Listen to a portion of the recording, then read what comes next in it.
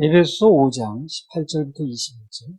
술 취하지 말라. 이는 방탕한 것이니 오직 성령의 충만을 받으라. 시와 찬미와 신령한 노래들로 서로 화답하며 너희의 마음으로 주께 노래하며 찬송하며 범사의 우리 주 예수 그리스도의 이름으로 항상 아버지 하나님께 감사하며 그리스도를 경외함으로 피차 복종하라. 지난번에 예술과 세술이라는 그 주제 중에 예술 부분에서 술을 통한 사탄의 수법이 뭔가 하는 걸 이제 얘기했고요.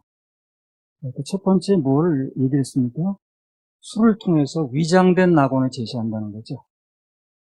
사람들 하여금 그게 낙원인 것처럼. 낙원이 아닌데, 속인다고 그랬습니다. 두 번째는 뭡니까? 술을 통해서 이제 이 인간이란 존재가 하나님의 형상이거든요. 하나님의 형상이 인간을 짐승처럼 만들어가지고 결국 그 인간을 창조하셨다는 하나님의 형상으로 창조하셨다는 하나님을 모욕하는 게 두 번째 목적이다. 이렇게 얘기를 했습니다. 이 시간은 사단이 술을 통해서 하고자 하는 세 번째 수법을 읽어보도록 하겠습니다. 사단은요, 술을 통해서 하나님께서 만드신 가장 위대한 기관이 뭐냐면 가정입니다. 가정이 모여서 교회가 되는 거예요. 그리고 가정들이 모여서 사회도 되는 거죠.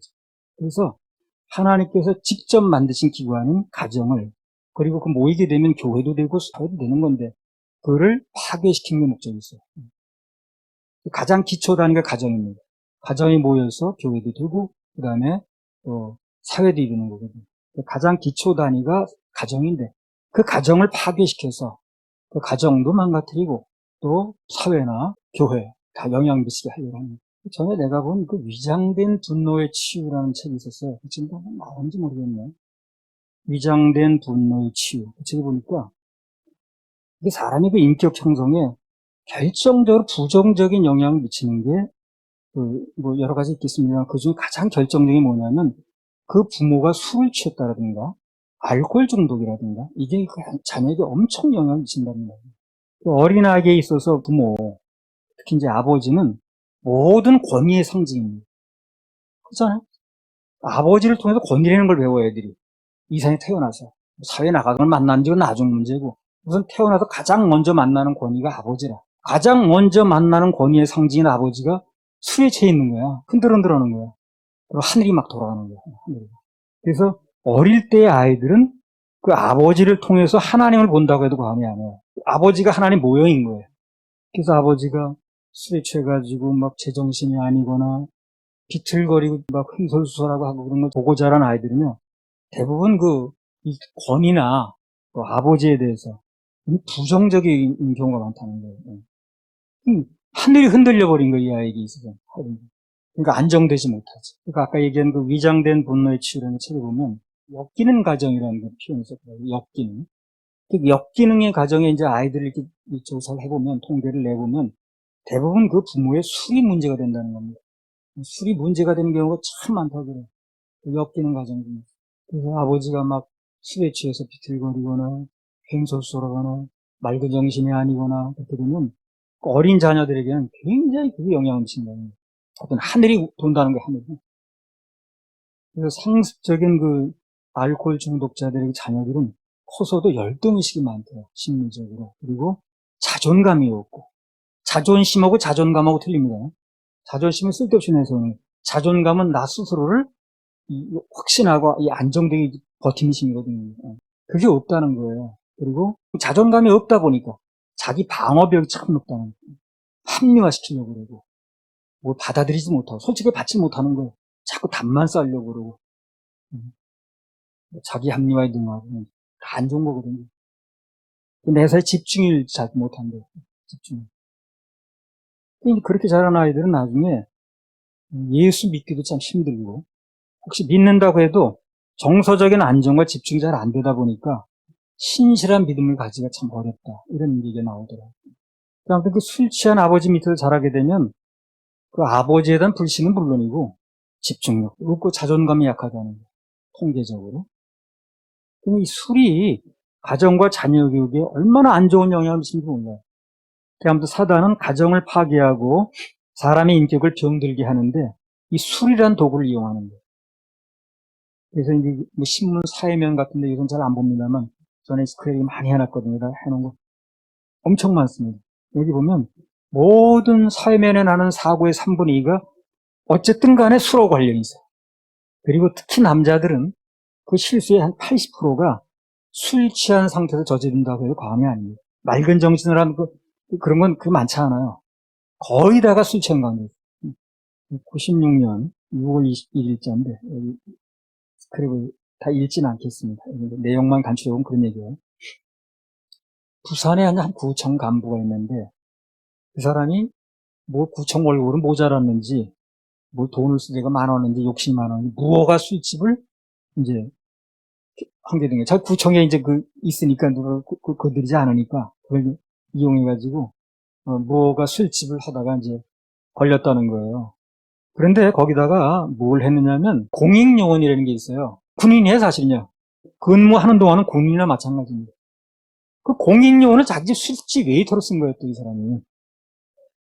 그래가지고 적발이 됐다는 겁니다. 수로 관련 있죠, 그죠? 이 사람 뭐 보나마나 장래는 뻔합니다. 다 파직됐고요. 이렇게 퇴직당하게 되면은 퇴직금도 없습니다. 그렇죠? 강제 파면되면 퇴직금 없어요. 그리고 같은 날 국민일보에 똑같은 그 신문에 뭐가 더 나왔냐면은 같은 날짜에 서울 성동경찰서 행당파출소라고 있는데 파출소 부소장을 근무하는 사람이 이 사람이 음주운전하다가 사람을 치여가지고 이제 사망에 이르게 했습니다. 그리고 또 뒤처리도 안 하고 뺑소니 치다가 붙잡혔어요. 그 뺑소니 치다가 누구한테 붙잡혔냐면 지나가던 택시기사가 그 당시에 그런 거 신고하면 개인 택시 면허를 내줄 때가 있었어요. 그래서 그런 거 신고하면 개인 택시 면허 내는데 굉장히 점수를 많이 줘요. 그 당시에 개인 택시 면허 하나가요, 몇 천만 원에 팔릴 때요. 그 택시기사가 잡아서 순찰차에 넘겼어요. 그랬더니 순찰차가 잡아보니까 자기 그 경찰관 간부인 거야. 그러니까 아무래도 감시가 좀 느슨하겠죠, 그죠? 도망갔어. 도망갔는데 어디로 갔냐면 경찰서 옥상으로 올라간 거야, 이 사람이. 거기서 자다가 아침에 일어나보니까 자고 있으니까 걸린 거야. 직장이 파면됐지. 그러니까 직장 파면됐으니까 아까 얘기했는데 파면되면 퇴직금도 없습니다. 그냥 잘리는 거예요. 그럼 그 가정이 어떻게 될까요? 가정도 파괴되죠. 술이 그런 걸 하는 거예요, 전부 다. 술이. 그리고 그 밑에 바로 기사에 보면 음주한 차에 치여서 10대 3명이 그 자리에서 죽었다. 그런 내용도 나와요. 다 나와서 가지고 있잖아요. 이런 경관, 뺑소니, 연살, 음주운전 차에 10대 3명 사상, 구청 간부가 무허가 술집, 공익요원을 웨이터로 고용, 뭐 이런 거다. 사회면에 상당수 그런 기사라는 거예요. 몇 년 전에는요, 서울 목동에서 아버지가 이제 가족을 태우고 가면서 운전한 거예요. 음주운한 상태에서 술이 취한 상태에 가족을 태운 거예요. 그 사람도 참 웃기는 사람이지. 근데 그것도 곱게 간 게 아니고, 앞에 가는 차가 길을 잘 안 비켜준다는 거예요. 그래서 성질이 났어, 이 사람. 그래가지고, 그 앞차를 그냥 무모하게 그냥 추월해가지고 갑자기 탁막 들이대고 막 이렇게 한 거예요. 술김에. 그러다 사고가 나가지고, 그 부모 둘 다 죽었어요. 현장에서. 그리고 뒷좌석에 앉았던 아이들만 겨우 남아서 하루아침에 고아가 됐다. 그런 기사도 나왔어요. 그래서 그 당시 신문에 보면 지난 10년간, 그때부터 기준에 10년간, 지금은 더 말할 겁니다. 30년 전 얘기입니다. 지난 10년간 우리나라 교통사고로 인한 사망자 수가 6.25 전쟁 때 죽은 숫자가 거의 맞먹는다는 거예요. 그래서 우리나라가요, 교통사고 왕국으로 찍혀가지고요, OECD에서 가장 낙후된 나라로 찍혔었어요. 그래서 그때부터 이제 음주 단속이니 뭐 그냥 그거 굉장히 신경 쓰는 거예요. 과속 단속 뭐 이런 거. 그래서 교통사고로 인한 사망자 수 6.25 때 숫자가 비슷한데 그 중에 사고의 거의 절반에서 술에 관계된 거예요. 술이라는 게 나도 죽고 남도 죽이고 가정도 파괴하는 주범입니다. 사단이 그 술을 그렇게 이용하는 거예요. 요한복음 10장 10절. 도적이 오는 것은 도적질하고 죽이고 멸망시키려는 것뿐이요. 내가 온 것은 양으로 생명을 얻게 하고 더 풍성히 얻게 하려는 것이라. 도적이 사단이거든요. 사단이 와서 하는 일이 뭡니까? 죽이고 멸망시키는 뿐이라고 그러잖아요. 그래서 그 방법 중에 주로 쓰는 게 술인 거예요. 옛날부터 술을 가리켜서 화천 그런 거, 화천. 화를 당한다 활자, 샘천자를 써요. 화의 근원이라는 게 술이.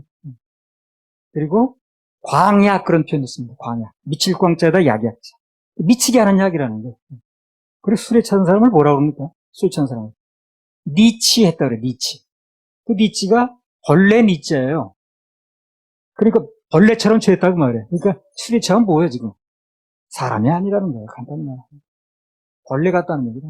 존 델리라는 사람 아주 유명한 골프 선수였습니다. 전에 존 델리 하면 골프 뭐 좀 관심 있는 사람은 모르면 좀 간첩이랄 정도. 그렇게 유명한 사람이었어요, 존 델리. 그 사람이 완전히 그냥 이 술 아주 그냥 중독자였어요. 근데 이 술에 그 중독에서 풀려나서 이제 골프 유명한 선수가 됐다는 얘기인데 이 사람이 술과 골프는 양립할 수 없다. 유명한 말이죠. 그래서 평생 금주 그 운동하고 살다가 이제 한때는 술 중독자였는데 끊고 돌아서서 훌륭한 선수가 됐는데 술과 골프는 양립할 수 없다. 그러면 술과 가정은 양립이 안 되죠. 술과 운동은 안 됩니다. 술과 신앙은 역시 안 됩니다.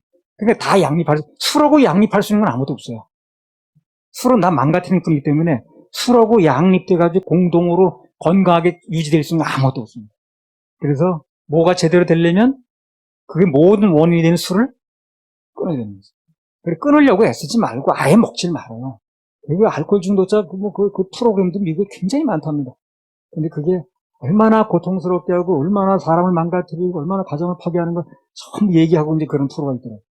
술과 뭐 골프뿐만 아니라 술과 가정, 술과 운동, 술과 직업, 술과 모든 건 양립할 수 없어요. 술.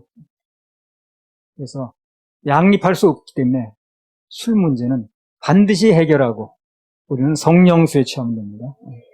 할렐루야, 우리 하나님 박수 올려드립니다. 예수님 십자가에 달리셨네. 예수님 십자가에 달리셨네. 추악한 나의 죄 때문에 예수님 흘리신 그 피로 나의 죄 눈같이 씻겼네. 당신도 오시오. 예수님 품으로 그 모습 그대로 새로운 인생길. 예전엔 어려운 일 많았었고 괴로움도 컸었습니다. 지금의 나의 맘 속에는 기쁨이 넘치네. 당신도 오시오. 예수님 품으로 그 모습 그대로 새로운 인생길로. 당신은 무엇을 믿고 가나 무엇을 바라며 사는가. 고달픈 인생의 험한 길을 예수님 내 짐을 지셨네. 아멘.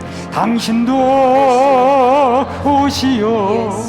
예수님 품으로 그 모습 그대로 새로운 인생길로. 괴로운 인생길 다 버리고 고통도 괴로움도 버리고 그 모습 그대로 오시오. 예수님 그대 짐 지셨다오. 당신도 오시오. 예수님 품으로 그 모습 그대로 새로운 인생길로. 당신도 이제는 다 알게 되리. 예수님 내 짐을 지심을 기쁨이 넘쳐서 찬양하는 생명을 주신 주님께. 당신도 오시오. 예수님 품으로 그 모습 그대로 새로운 인생길로. 당신도 오시오. 예수님 죽음으로 그 모습 그대로 새로운 인생 길로. 아멘. 예수님 앞에 나오면 새로운 인생길이 열립니다. 에베소 5장 18절부터 21절. 술 취하지 말라. 이는 방탕한 것이니 오직 성령의 충만을 받으라. 시와 찬미와 신령한 노래들로 서로 화답하며 너희의 마음으로 주께 노래하며 찬송하며 범사에 우리 주 예수 그리스도의 이름으로 항상 아버지 하나님께 감사하며 그리스도를 경외함으로 피차 복종하라. 마지막으로 이 술을 통한 사단의 수법 한 가지만 더 보겠습니다. 사단은요, 처음에 뭘 했어? 위장된 낙원을 제시한다 그랬죠? 두 번째는 하나님의 형상인 인간을 술을 먹여서 하나님 모욕하는 거라 그랬죠. 세 번째 또 뭐였어요?